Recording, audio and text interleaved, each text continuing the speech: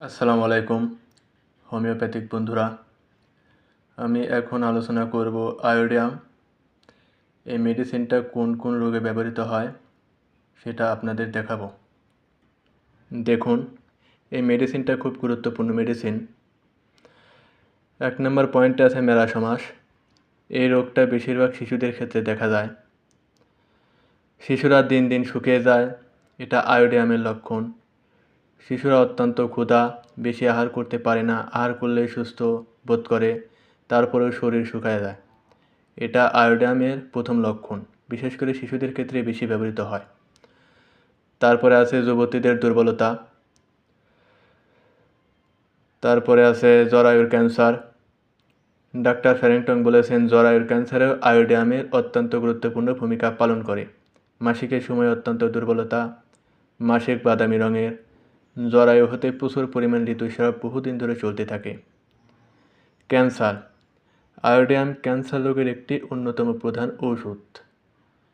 Cancer রোগের চিকিৎসায় iodium নির্বাচনকালে শারীরিক লক্ষণের চেয়ে মানসিক লক্ষণের উপর বেশি নির্ভর করতে হয়।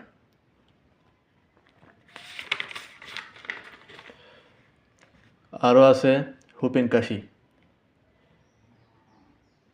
তারপর আছে যক্ষা,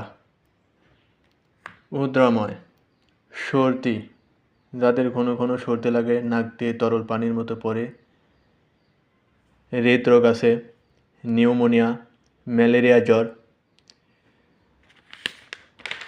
তারপরে আছে এই দেখুন, আয়োডিয়াম রোগে কীরকম দেখায়। বিশেষ করে বাচ্চারা, ভীষণ ক্ষুধা, ভালো খাওয়া সত্ত্বেও শীর্ণতা, গলায় গলগণ্ড,